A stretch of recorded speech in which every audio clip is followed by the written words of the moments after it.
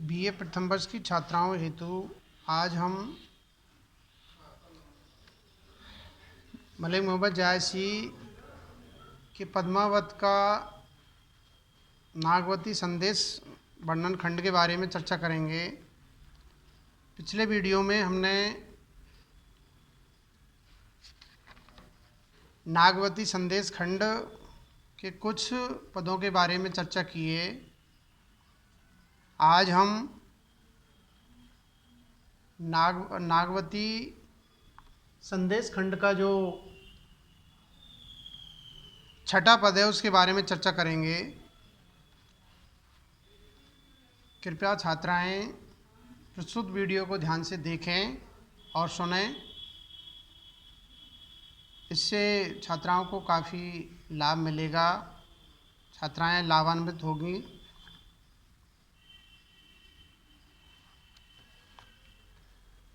छठे पद में राजा रतन सेन का उसी वृक्ष के नीचे आ जाना जिस पर ब्रह्म अग्नि से झुलसू वह पक्षी दूसरे पक्षियों को नागवती का विरह संदेश सुना रहा था। इस छठे पद में रतन सेन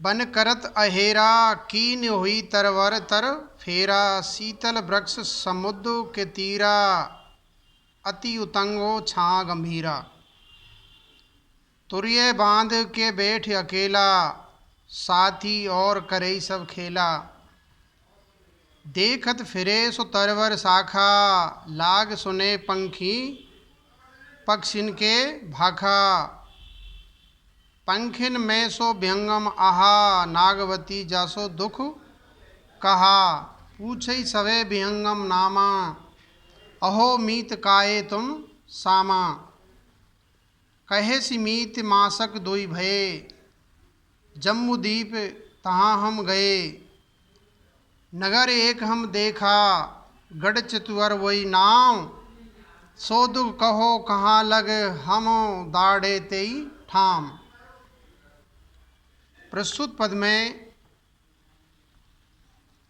यह प्रस्तुत पद हमारी पाठ्य पुस्तक काव्यकरण या काव्यखंड काव्य संकलन उसमें जायसी ग्रंथावली जिसके संपादक आचार्य रामचंद्र शुक्ल है, जायसी ग्रंथावली में जायसी की जो प्रमुख रचनाएं हैं इसमें जायसी द्वारा जो रचित कृतियां हैं उनका एक संकलन किया गया है जिसमें पद्मावत, अखरावट, आखिरी कलाम आदि कृतियों को विस्तृत रूप से उनकी आलोचनात्मक व्याख्या की गई है। प्रस्तुत पद पद्मावत का नागवती संदेश खंड है जिसके रचयिता मलिक मोहम्मद जायसी है। रतन सेन बन करत अहेरा प्रस्तुत अवतरण में संदेश वाहक जो पक्षी है वो दरअसल में उसी पेड़ के ऊपर बैठ गया या पेड़ पर बैठ गया जहाँ पर शिकार करके राजा रतन सेन उस सरोवर की छाँव में उस पेड़ की छाया में बैठे हुए थे और आपस में पक्षी कुछ गुनगुना रहे थे। उस भाषा को सुनकर के रतन सेन ने उन पक्षियों से पूछा कि आप क्या चर्चा कर रहे हो, क्या बात आपस में हो रही है। उसी का चित्रण प्रस्तुत पद में किया गया है। रतन सेन बन करत अहेरा, रतन सेन पूरे वन में जंगल में शिकार करके और कीन हुई तरवर तर फेरा उस वृक्ष के नीचे, उस पेड़ के नीचे आराम करने के लिए बैठ गए थे। शीतल वृक्ष समुद्र के तीरा, और वो पेड़ समुद्र के किनारे ठीक पास में तीर पर स्थित था। और पेड़ की छाया बहुत गहन गंभीर थी, बहुत ही गहन गंभीर छाया थी।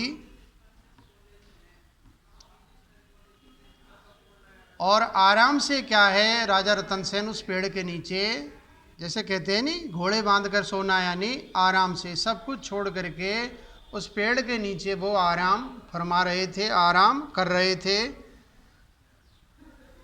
साथी करई सब खेला, और साथी क्या है, तरह तरह के खेल खेल रहे थे। लेकिन राजा रतन सेन शिकार करने के उपरांत आराम फरमा रहे थे पेड़ के नीचे। देखत फिरे सो तरवर शाखा, तरवर की शाखाओं को उसने देखा। अचानक क्या है, उसका ध्यान पेड़ की शाखाओं पर पड़ा। जब देखा तो आपस में कुछ पक्षी गुनगुना रहे थे, चर्चा कर रहे थे। लाग सुने पन किनके भाहा, पक्षियों की भाषा है, बोलिए, उसको सुनने लग गए। पंखन में सो विहंगम आहा, पक्षियों में वो विहंगम, वो पक्षी भी मौजूद था जो नागवती का संदेश लेकर के और सिंगल द्वीप की ओर जा रहा था। नागवती जासो दुख कहा, जिससे क्या है, नागवती ने अपनी पीड़ा को कहा था, अपनी विरह व्यथा को उस विहंगम को, उस पक्षी से कहा था। पूछे सवे विहंगम नामा, सारे पक्षियों के नाम पूछते हैं। कौन? राजा रतन सेन। अहो मीत काये तुम सामा, हे मित्र तुम यहाँ कैसे पहुँच गए।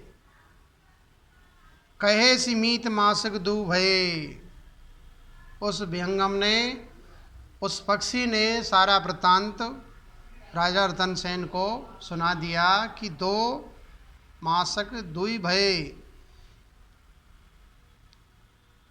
2 महीने हो गए हमें यहाँ घूमते घूमते, लेकिन रानी नागवती ने हमें जो संदेश भेजा है उसको हम नहीं पहुँचा पाए हैं। जम्बू द्वीप तहाँ हम गए, जम्बू द्वीप तक क्या है, हमने जाने का प्रयास किया, लेकिन हमें कोई नहीं मिला। नगर एक हम देखा, गढ़ चतुअर वही नाम, हमने एक नगर को देखा और उसका नाम चित्तौड़गढ़ था। चित्तौड़गढ़ में एक नागवती नामक रानी रहती है। वो अपने प्रियतम के विरह में अत्यधिक दुखी है। उसका जो संदेश है, उसका जो मैसेज है, उसको लेकर के मैं सिंगल द्वीप की ओर जा रहा हूँ। सो दुख कहो कहाँ लग, सो दुख कहो कहाँ लग, हम दाड़े तई ठाम। अरे उसके दुखों के बारे में मैं खातक वर्णन करूँ, मैं तो वहाँ खड़ा खड़ा ही उसकी भ्रे अग्नि में जल गया। तो प्रस्तुत पद्यांश के अंदर जायसी ने, मलिक मोहम्मद जायसी ने नागवती की भ्रह पीड़ा है उसका बहुत ही मनोहारी चित्रण किया गया है। प्रस्तुत पद में रूपक, उत्प्रेक्षा और अतिशयोक्ति अलंकार का चित्रण हुआ है। पद्यांश की भाषा से जी सहज और सरल और सुबोध है। अगला पद देखते हैं। वैसे देखा जाए तो जिसे हम सप्रसंग व्याख्या कहते हैं, उसके प्रमुख रूप से 4 सोपान है, 4 चरण हैं। छात्राएं ध्यान से देखें। सप्रसंग व्याख्या यानी संदर्भ प्रसंग सहित व्याख्या जो पूछी जाती है, उसमें 4 चीजें विशेष रूप से पूछी जाती है, जिसमें पहली जो बात पूछी जाती है वो है संदर्भ। संदर्भ में प्रमुख रूप से प्रस्तुत गद्यांश, पद्यांश या काव्यांश या गद्यांश कहाँ से, किस कृति से, किस संकलन से ये लिया गया है, ये अवतरित हुआ है, उद्धृत हुआ है, ये कहने का तात्पर्य कृति और कवि के बारे में संदर्भ के अंदर जानकारी पूछी जाती है। और दूसरा, सहप्रसंग व्याख्या में दूसरा इसका सोपान है, वो है प्रसंग। प्रसंग का तात्पर्य प्रस्तुत पद्यांश, गद्यांश, गद्यावतरण, पद्यावतरण में कवि लेखक क्या प्रस्तुत कर रहा है, किस चीज का चित्रण कर रहा है। कहने का तात्पर्य प्रसंग जो काव्यांश है, गद्यांश है, वो बिल्कुल उससे अटैच है और संदर्भ थोड़ा दूर है। और तीसरा सोपान है भावार्थ, जिसको हम टीका भी कहते हैं, सरल अर्थ भी कहते हैं। जो कठिन गद्यांश होता है, पद्यांश होता है, उसका सहज और सरल अर्थ करने से क्या है, साहित्य के विद्यार्थियों के अलावा अन्य विद्यार्थियों को भी प्रस्तुत पद्यांश का या गद्यांश का लाभ मिल सकता है। कहने का तात्पर्य व्याख्या कठिनता से सरलता की ओर अग्रसर होती है। ये तीसरा है। चौथा है टिप्पणी या विशेष या काव्य सौंदर्य या कलात्मक सौंदर्य या कला पक्ष, इसके बारे में पूछा जाता है। इसमें क्या है, प्रस्तुत काव्यांश की, गद्यांश की भाषा शैली, छंद अलंकार और व्याकरण की दृष्टि से इसमें कौन सा समास है, संधि है, उपसर्ग है, प्रत्यय है, और इसमें काव्य शास्त्रीय क्या क्या चीज़ें हमें देखने को मिलती है, ये चीज़ें पूछी जाती है। अब मान लीजिए संपूर्ण व्याख्या के 10 अंक हैं। अब 10 अंकों को हम डिवाइड करते हैं, संदर्भ 1 का, प्रसंग 1 का और भावार्थ या सरल अर्थ 6 नंबर का, 2 नंबर की टिप्पणी या कलात्मक सौंदर्य। तो इस प्रकार से हम इसको 10 अंकों को 4 भागों में डिवाइड करते हैं। तो 10 में से क्या है, प्राय छात्रा को 4 अंक आते हैं। क्यों आते हैं? क्योंकि संदर्भ नहीं लिखती है और प्रसंग नहीं लिखती है और उसका कलात्मक सौंदर्य ये नहीं लिखती है। इस कारण से क्या है, ये नंबर कट जाते हैं। और ये और कहती है छात्राएं, नहीं मैंने तो बहुत अच्छी गजब की मतलब व्याख्या की है, लेकिन किया क्या है, तुमने 6 नंबर का मैटर हल किया है जिसमें आपको 4 नंबर मिल गए। अब 10 में से 4 नंबर है, ये 4 नंबर है जो संदर्भ, प्रसंग है और कलात्मक सौंदर्य है। इसके तो क्या है, सहज रूप से नंबर मिल सकते हैं, लेकिन क्या है, छात्राएं हैं ये गलती कर देती है। इस कारण से उनको ये लॉस होता है। तो कृपया करके इन 4 चीज़ों का व्याख्या करते समय विशेष ध्यान रखें। अब अगला पद है, 7वां पद है,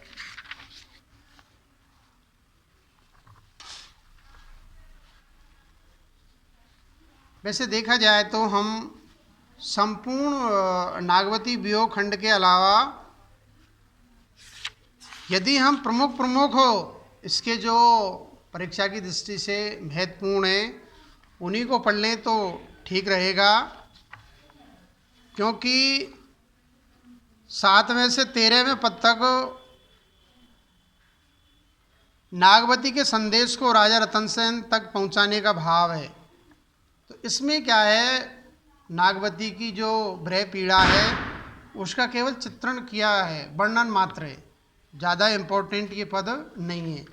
जो महत्वपूर्ण पद है उनको मैं चिन्हित करके और उनकी व्याख्या प्रस्तुत कर रहा हूँ। तो अगला पद है,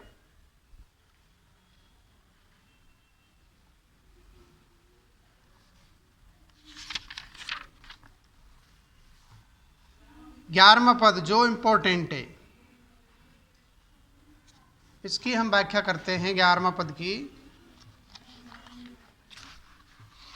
3 पद और इम्पोर्टेंट है इसमें। 11वां,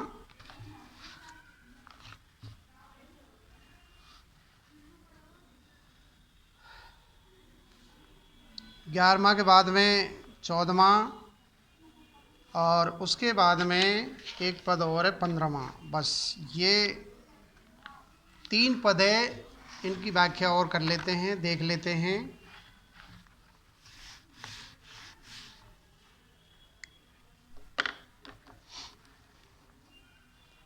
नागवती दुख बरे अपारा, धरती सरग जरे तेई झारा। नगर कोट घर बाहर सूना, नौज होई घर पुरुष बिहूना। तू कावरु पराबस टौना, भूल जोग छरा तोई लौना। बै तोई कारण मरे भई छारा, रही नाग होई पवन अधारा।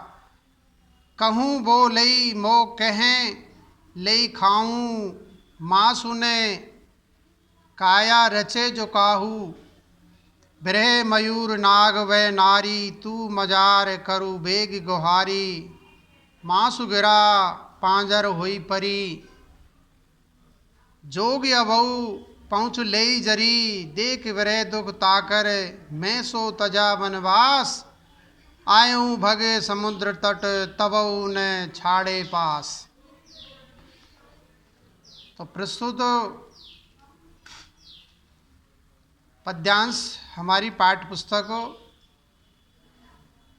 काव्यकरण से लिया गया है और इस पद्यांश के जो रचयिता है वो मलिक मोहम्मद जायसी है। उनकी जो कृति है महाकाव्य पद्मावत, पद्मावत का नागवती संदेश खंड से प्रस्तुत पद उद्धृत है, अवतरित है। प्रस्तुत इसका प्रसंग देखते हैं। संदेश वाहक जो विहंगम पक्षी है वो नागवती के विरह दुख का वर्णन करता हुआ कहता है, नागवती का विरह जन्य दुख अपार है। उसकी विरह अग्नि की ज्वाला से धरती और आसमान जल रहे हैं। संपूर्ण वातावरण जल रहा है विरह अग्नि से। सारा नगर, किला, घर बार सभी सूना हो गया है। ईश्वर न करे कोई घर इस प्रकार पुरुष से भीन हो जाए। तू तो इस काम रूप जैसे देश में जादू के बस में हुआ पड़ा और अपनी योग साधना को भूल गया है। किसी लौना जैसी जादूगरनी ने तुझे छलकर अपने बस में कर लिया है। दूसरी ओर नागवती तेरे विरह में जल जल करके मरणासन हो रही है। हे राजा, लेकिन तू उसकी तरफ ध्यान नहीं दे रहा है। जिस प्रकार नाग केवल वायु भक्षण कर जीवित रहता है, उसी प्रकार नागवती पवन के आधार पर ही अपना जीवन धारण कर रही है। कभी वह कह उठती है कि लो मुझे खा लो। उसके शरीर में थोड़ा भी मांस नहीं रहा, जिसके कारण वह किसी को भी पसंद नहीं आती है। मतलब सूख करके कांटा हो गई है।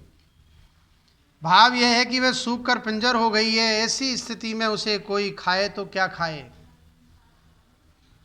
विरह मोर बनकर उस सर्प के समान अपनी नारी नागवती को खाए जा रहा है। तू बिल्ली बनकर शीघ्र उसके पास जा और उसकी सहायता कर। उसके शरीर का मांस गल गल कर गिर गया है। इसलिए हे योगी, तू अब भी जड़ी बूटी लेकर उसके पास पहुंच जा, वह ठीक हो जाएगी। उसके ऐसे बुरे दुख को देख, मैंने उस वन में वास करना छोड़ दिया है और यहाँ सागर तट पर भाग आया, परंतु उसके विरह की वे ज्वाला अब भी मेरा पीछा नहीं छोड़ रही है। तो प्रस्तुत पद का कुछ कलात्मक सौंदर्य देखते हैं। उक्त पद में नागवती के विरह की अतिशयता का कवि ने वर्णन किया है। अतिशयता का तात्पर्य बहुत भयंकर विरह अग्नि है, उसकी जो अग्नि है उसका चित्रण किया गया है। माना जाता है कि प्राचीन काल में कामरूप देश में लौना नाम की एक जादूगरनी रहती थी। लौना जिसका नाम था, उसकी ओर कवि ने संकेत किया है। रूपक, उत्प्रेक्षा, अतिशयोक्ति अलंकारों का प्रयोग हुआ है और प्रस्तुत पद्यांश की या उक्त पद्यांश की भाषा शैली सहज और सरल है। अगला जो पद है 14वां पद, कई संदेश विहंगम चला, आग लाग सगरो सिंगला, घरी एक राजा गोहरावा, भा लोप पुन दृष्टि न आवा, पंखी नाव ने देखा पाखा, राजा हुई फिर के साखा, जस हेरत वे पंखी हेराना, दिन एक हमऊ करव पयाना, जो लग प्राण पिंड एक ठाऊं, एक बार चितवरगढ़ जाऊं, आवा भमर मंदिर में मेवा केवा, जीव साथ ले गयु परेवा, तन सिंगल मन चितवर बसा, जीव बिशंबर नागिन जिम डसा, जेती नारी हंसी पूछे ही, अमिये बच जीव तंत, रस उतरा विष चंडी रहा, ना वही तंत न मंत। और इसका हम संदर्भ और प्रसंग देखते हैं। प्रस्तुत अवतरण हमारी पाठ्य पुस्तक में संकलित जायसी के पद्मावत के नागवती संदेश खंड से लिया गया है, अवतरित है। ये तो इसका संदर्भ हो गया। अब प्रसंग देखते हैं। राजा रतन सेन को नागवती का संदेश कहकर संदेश वाहक पक्षी उड़ गया, संपूर्ण संदेश उसको सुना दिया, उसकी जो विरह पीड़ा है उसको जज कर दिया या सुना दिया। तब सिंगलदीप और राजा की जो दशा हुई उसका वर्णन यहाँ किया गया है। सिंगलदीप की यानी उस संदेश को सुनकर के राजा रतन सेन की जो दीनहीन दशा हुई है उसका वर्णन प्रस्तुत काव्यांश के अंदर किया गया है। वह पक्षी राजा रतन सेन से नागवती का संदेश कहकर चला गया। उसके विरह संदेश से संपूर्ण सिंगलदीप में आग लग गई, क्योंकि उस संदेश से यह अनुभूति हुई कि राजा रतन सेन अब वहाँ से जाने वाला है। राजा ने घड़ी भर तक चिल्ला कर उस पक्षी को पुकारा, लेकिन वह पक्षी लोप हो गया और फिर दिखाई नहीं पड़ा। राजा ने उस पक्षी का नाम निशान तक नहीं देखा, न उसका पंख ही। राजा मन में अनेक प्रकार की चिंताएं करता हुआ लौट पड़ा। उसने सोचा कि जिस प्रकार पक्षी देखते देखते ही लोप हो गया, उसी प्रकार हमें एक दिन यहाँ से जाना पड़ेगा, अर्थात मरना पड़ेगा। इसलिए जब तक यह प्राण और शरीर एक स्थान पर हैं या जब तक मैं जीवित हूँ तब तक एक बार चित्तौड़गढ़ अवश्य हो आऊँ। राजा ये सोचते हुआ राजमहल में पद्मावती के पास उसी प्रकार लौट आया जिस प्रकार भमरा कमल के आकर्षण से खिंचा हुआ उसके पास आ जाता है। वे पक्षी राजा के प्राणों को अपने साथ ही ले गया था। इस प्रकार राजा का शरीर सिंगलदीप में था, लेकिन उसका मन चित्तौड़गढ़ में बसा हुआ था। इसलिए वह चित्तौड़गढ़ के संबंध में सोचता सोचता व्याकुल हो गया और तड़पने लगा, मानो उसे नागिन ने डस लिया। जायसी कहते हैं कि राजमहल में जितनी भी नारियां थी वे सब हंस हंसकर अमृत के समान मधुर वाणी में उससे उसके मन की बात पूछने लगी। लेकिन उस समय राजा की दशा ऐसी हो गई थी कि उस पर पद्मावती के प्रेम का छाया नशा उतर चुका था और नागवती का संदेश का विष चढ़ चुका था। वह विष ऐसा था जिसका तंत्र और मंत्र की सहायता से कोई उपचार नहीं किया जा सकता है। तो ये इसका संक्षिप्त में भावार्थ है। इसका कलात्मक सौंदर्य देखते हैं। नागवती के विरह संदेश को सुनकर राजा की जो मनोस्थिति हुई उसका यथार्थ वर्णन प्रस्तुत या उक्त पद्यांश में पद में किया गया है। उक्त पद में रूपक उत्प्रेक्ष अलंकारों का सुंदर परिपाक हुआ है। पद्यांश की भाषा शैली सहज सरल और सुबोध है। भावों को विचारों को अभिव्यक्त करने वाली भाषा का इसमें सुंदर प्रयोग हुआ है। अगला और अंतिम नागवती संदेश खंड का अंतिम पद देखते हैं। बरस एक तेई सिंगल भयऊ, भोग विलास करत दिन गयऊ, भाव दास जो सुना संदेशु, समर चला मन चितवर देशु, कमल उदास जो देखा भमरा, थिर न रहे यस मालती संवरा, जोगी भमरा पवन परावा, कित सो रहे जो चित्त उठावा, जो पे काड देई जीव कोई, जोगी भमर न आपन होई। तजा कमल मालती है घाली, अवरत थिर आछे अली आली, गंधर्व सैन आव सुन बारा, कम जीव भयो उदास तुम्हारा। मैं तुम्हें ज्यों लावा दीन नैन में बास, जो तुम हो उदास तो यह काकर कविलास। प्रस्तुत अवतरण हमारी पाठ्य पुस्तक काव्यकरण में संकलित सूफी कवि प्रेम मार्गी कवि जायसी द्वारा रचित पद्मावत के नागवती संदेश खंड से लिया गया है। अवतरित उद्धृत। नागवती का संदेश सुनने पर रतन सेन पद्मावती व राजा गंधर्व सेन की जो प्रतिक्रिया एवं मनोदशा हुई उसका वर्णन यहाँ किया गया है। राजा रतन सेन को सिंगल द्वीप में निवास करते हुए 1 वर्ष का समय बीत चुका था। 1 वर्ष लगभग हो गया था। उसके दिन भोग विलास करने में ही निकल गए। उसे पता ही नहीं चला कि 1 वर्ष कब निकल गया। जब उसने रानी नागवती का संदेश सुना तो उसका मन उदास हो गया और उचटकर चित्तौड़ देश की याद कर वहाँ चला गया। स्थिति यह हुई कि भौरों को मालती की याद सता रही थी, इसलिए वह स्थिर होकर नहीं रह सकता था, क्योंकि योगी भमरे और पवन ये पराये होते हैं। इन पर कभी भी इत्मीनान भरोसा नहीं करना चाहिए। जब इनका मन उचट जाता है तो ये वहाँ नहीं ठहरते और कहीं पर भी चले जाते हैं।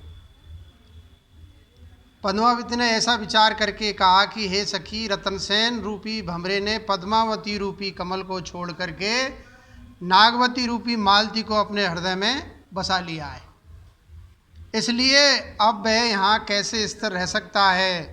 राजा गंधर्व सेन ने जब ये बात सुनी तब वह रतन सेन के पास आकर उससे पूछने लगा कि तुम्हारा मन कैसे उदास हो गया, कैसे आप उदास हो गए, आपके मुख पर मायूसी छा गई है। गंधर्व सेन ने कहा कि मैंने तो तुम्ही में अपना मन लगा रखा था और तुम्हें अपने नेत्रों की पुतली बनाकर यहाँ रखा था। यदि तुम ही उदास होंगे तो फिर ये कैलाश सिंगल द्वीप किसका होकर रहेगा। कहने का भाव यह है कि मेरी सारी आशाएं तो तुम ही पर केंद्रित है। तुम्हारे बिना इस स्वर्ग के समान देश का मेरे लिए कोई मूल्य नहीं रह जाएगा। तो ये संक्षिप्त वर्णन है ये नागवती संदेश खंड का। इसका कलात्मक सौंदर्य देखते हैं। अंतिम जो 15वां पद है उसका, कविवर जायसी ने राजा रतन सेन की उदासी, पद्मावती की पर हृदय भावेशता और गंधर्व सेन की मनोदशा का सुंदर वर्णन किया गया है। प्रस्तुत पद की भाषा शैली भावों को व्यक्त करने वाली सहज, सरल और सुबोध है। उक्त पद में रूपक, उत्प्रेक्षा, अतिशयोक्ति, अनुप्रास, काव्यलिंगी आदि अलंकारों का सुंदर प्रयोग हुआ है। तो ये नागवती संदेश खंड को हमने पढ़ लिया है, इसकी सहप्रसंग व्याख्या कर लिए। आगे हम भक्ति काल के अगले कवि है, हमारी जो पाठ्य पुस्तक है काव्यकरण, उसमें 6 कवियों का संकलन है, जिसमें